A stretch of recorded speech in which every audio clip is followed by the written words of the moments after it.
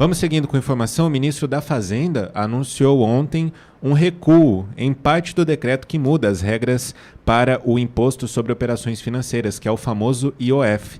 A principal mudança é que a alíquota para aplicação de investimentos de fundos nacionais no exterior volta a ser como era antes, ou seja, não haverá cobrança na modalidade. A decisão foi tomada em reunião no Palácio do Planalto. Estavam presentes os ministros Rui Costa, da Casa Civil, Gleisi Hoffmann, das Relações Institucionais, e Sidônio Palmeira, da Secretaria de Comunicação Social da Presidência da República, a SECOM.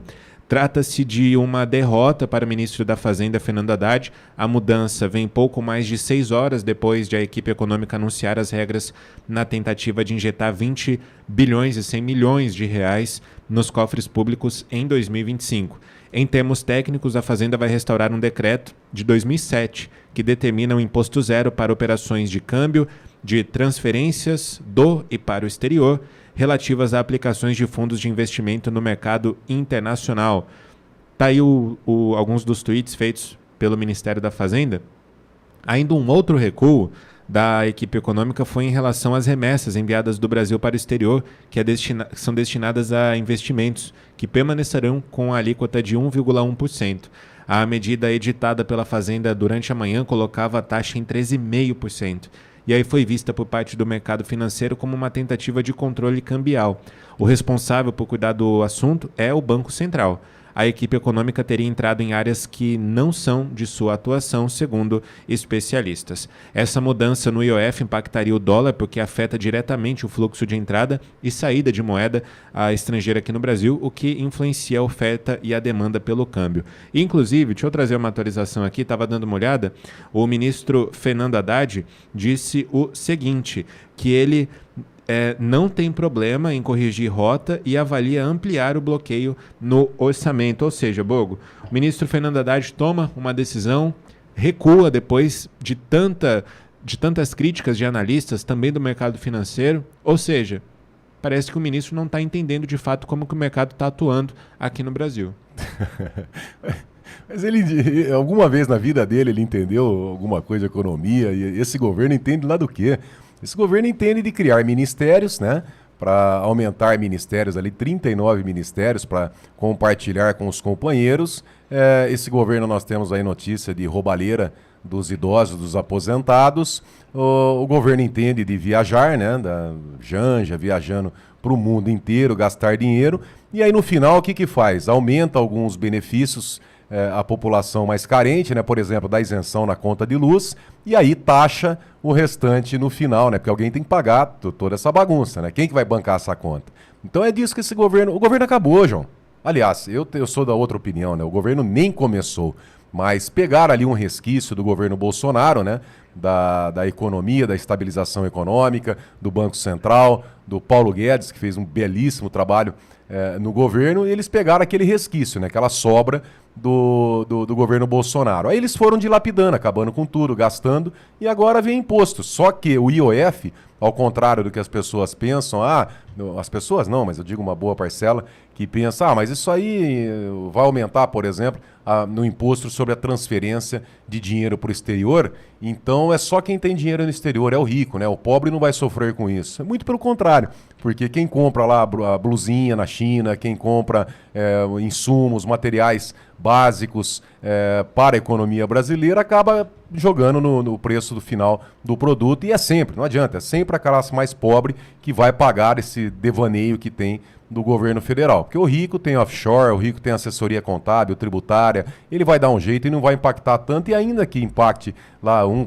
2%, 5% na renda dele, ele fica um pouquinho menos rico, tá? Mas o que vai é no pobre. Parece que a paulada foi grande no Taxad, né? E agora eles vão achar, já que não vai pelo IOF, eles vão achar outra forma de taxar a população, porque o governo não existe, tá? O Lula, ele volta de uma viagem, ele sai da lua de mel, ele volta para a lua de mel, ele vai passear com a esbanja, e fica assim, enquanto isso, censura, ditadura, esse papo furado dos ministros do Supremo, do Taxad, enfim, essa bagunça generalizada que aconteceu no Brasil, e por isso também que eles querem, agora eles vão vir com tudo, né, para censurar a população, porque a insatisfação do povo com esse desgoverno da esquerda que tem é muito grande. Então a tendência é que a população cada vez mais se manifeste em redes sociais, cobrando uma eficiência do governo, uma melhoria dos projetos. Como não tem projeto nenhum, tá? A insatisfação vai ser geral e por isso eles querem calar a população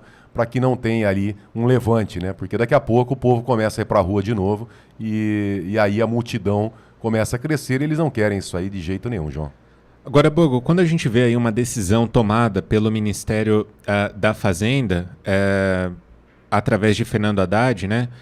Ele vem com essa decisão, abala o mercado financeiro, depois volta atrás. Ou seja, será que não tem nenhum estudo antes de tomar decisões que mexam tanto com o mercado financeiro no Brasil? Nós estamos falando de um dos mercados, se não o mais importante do Brasil. A gente está falando de transações internacionais. Depois o Ministério da Fazenda disse, não, nós ouvimos o povo. Nós ouvimos a população. Não tem que ouvir o povo antes de tomar a decisão? Mas eles têm os especialistas da Globo News, né? A Globo News escuta os especialistas depois, que a gente nunca sabe quem são esses especialistas. E, João, cobrar do governo de esquerda estudo é brincadeira, né? Eles vão levantar o quê? O estudo deles é feito em Gramsci, em Karl Marx, em Paulo Freire. Vai estudar no quê? Não tem estudo nenhum, eles não têm competência. O trabalho do governo de esquerda é aumentar os benefícios ali assistenciais, comprar a imprensa, trabalhar ali incentivando o convencimento do judiciário, né? Uma parceria ali, ninguém solta a mão de ninguém, eles dominam tudo isso, é assim que funciona e impõem goela abaixo do mercado, tá? Da população. É assim que eles trabalham, não tem estudo nenhum. Esperar um estudo do Haddad, tá? Levanta como é que ele passou na faculdade lá, como é que ele chegou ao ministério, que a gente vai ver que não tem capacidade e competência para estudo nenhum. Esses caras gostam de gastar, vida boa, champanhe e vinho caro. O Procurador-Geral da República, Paulo Gonet, e o delegado da Polícia Federal, Fábio Schor, entraram também na mira do governo dos Estados Unidos e podem vir a ser alvo de sanções junto com o ministro do Supremo Tribunal Federal, Alexandre de Moraes. Fontes que municiam o governo americano com dados sobre o processo administrativo relataram à CNN Brasil que apresentaram às autoridades americanas relatos sobre Gonet e Schor na mesma linha dos apresentados sobre Alexandre de Moraes, de que eles colaboram para a violação de direitos humanos e a perseguição política no Brasil, tendo por base o processo da trama golpista. Gonet é o autor da denúncia e Schor foi o delegado responsável pelas investigações. Procurada, a Embaixada dos Estados Unidos em Brasília não negou a informação, mas disse que não se posicionaria sobre o assunto. Na quarta-feira, lembrando, nós falamos muito sobre isso aqui na Auriverde Brasil, o secretário de Estado dos Estados Unidos, Marco Rubio, afirmou que o ministro Alexandre de Moraes pode ser alvo de sanções norte-americanas, tendo por base a lei Magnitsky. Outros ministros do Supremo Tribunal Federal, em especial os da primeira turma, que são os ministros que julgam essa suposta trama golpista, o suposto plano de golpe de Estado em 2022, também podem virar alvo da lei. Olha só, essa informação é muito importante. Bom, a expectativa é que seja concluído no segundo semestre esse processo bem avançado, né, com análise das provas apresentadas, bem como o depoimento de testemunhas lá no Supremo Tribunal Federal, ou seja, antes mesmo da conclusão do julgamento na trama golpista no Supremo Tribunal Federal. Procurados, Gonet, Schor e o Supremo Tribunal Federal não se manifestaram. Essas informações são de Caio Junqueira, da CNN Brasil. Bogo, tem mais gente entrando na mira do governo Trump.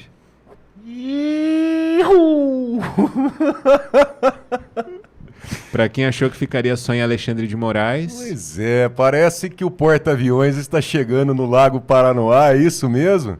Já era esperado, né, João? Já era esperado isso aí. Agora, tem um detalhe por trás, tem uma mensagem aí subliminar em tudo isso aí que está acontecendo, João.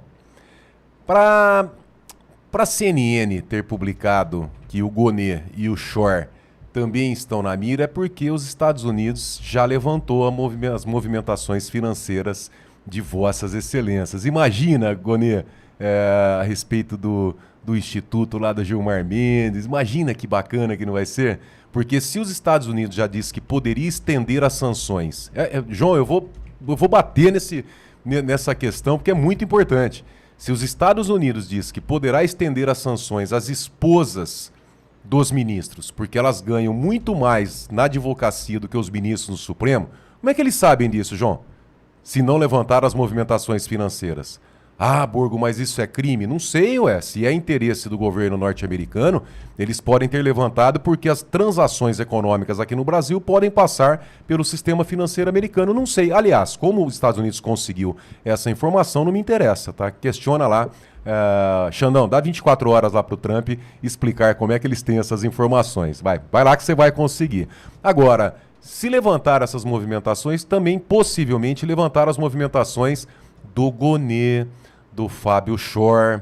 João, será que eles levantaram? Quem foi para os Estados Unidos trabalhar na alteração do passaporte do Felipe Martins? Pois é.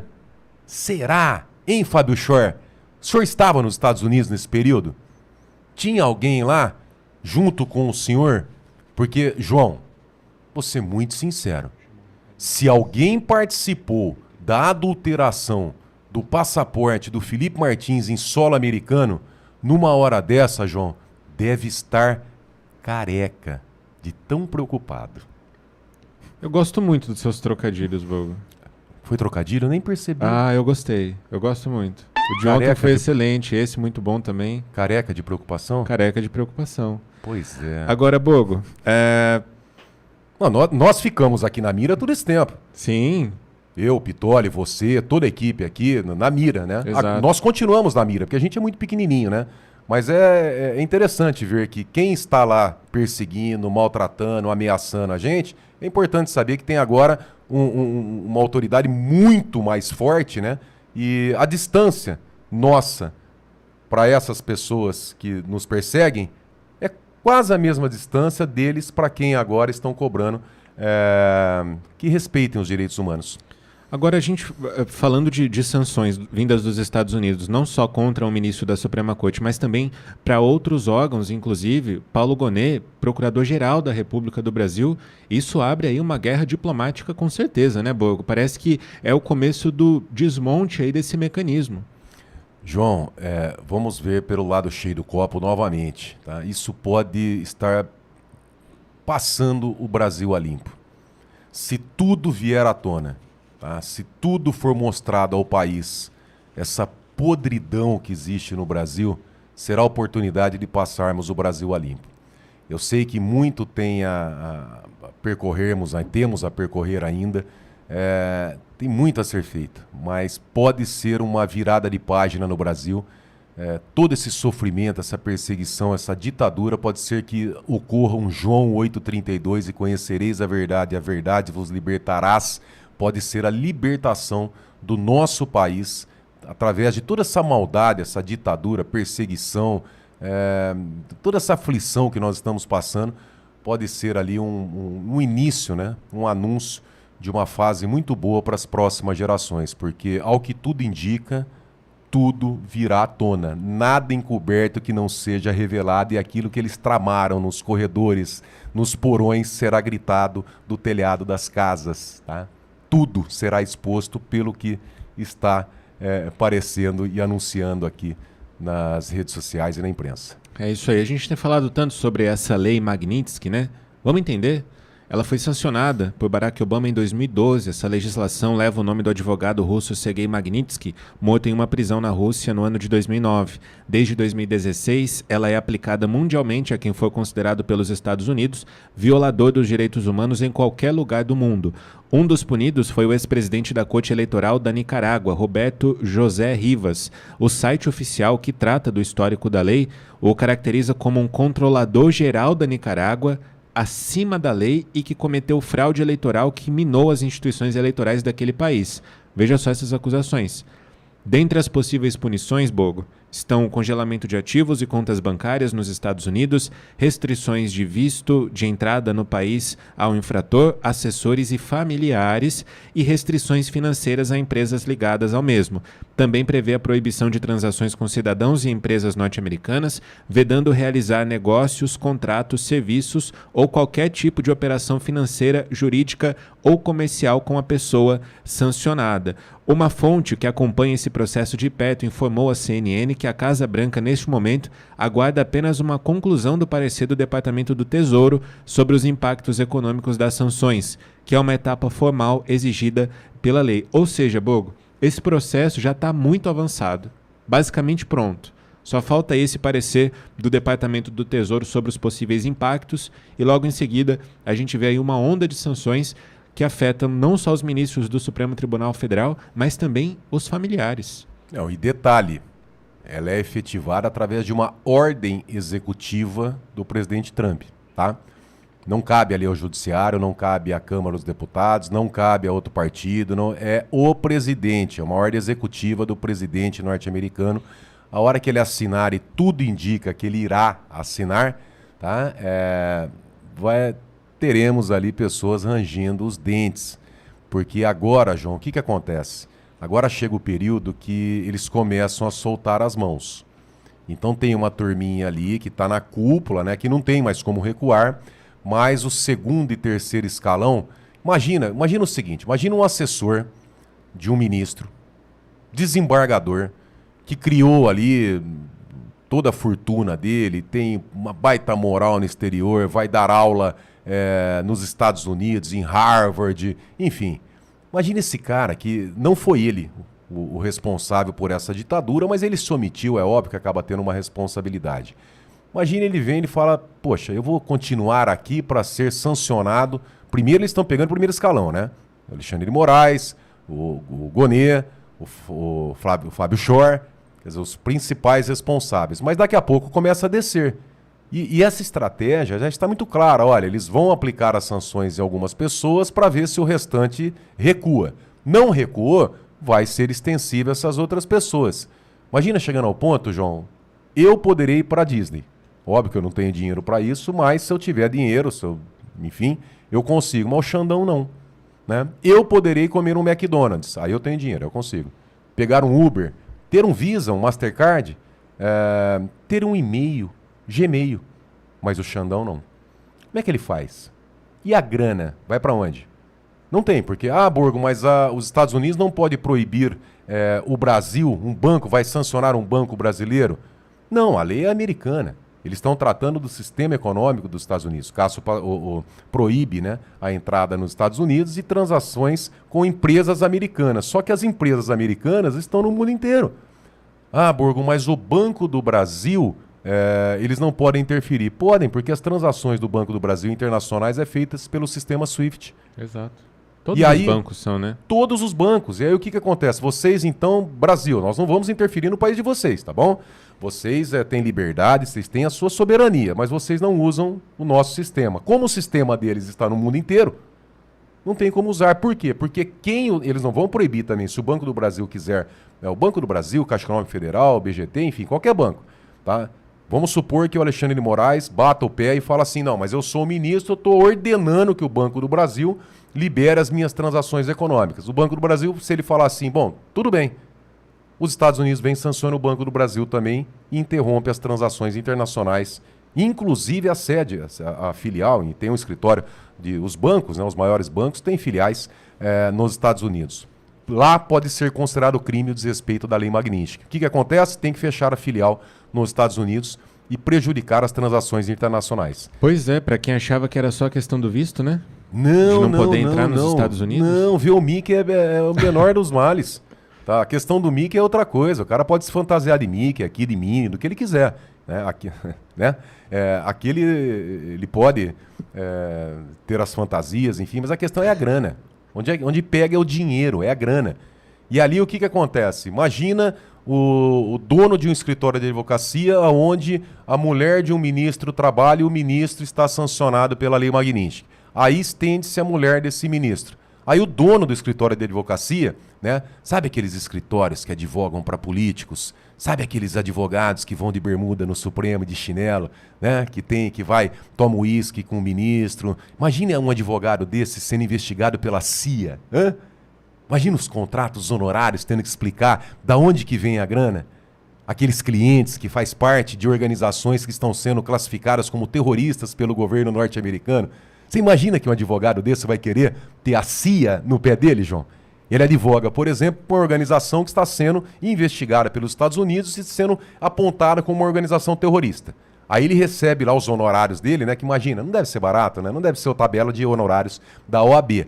Imagina a CIA investigando de onde é que esse cara está pegando dinheiro, recebendo, enviando, encaminhando dinheiro.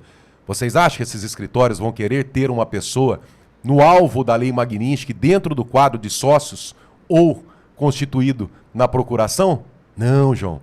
As pessoas começam a tirar.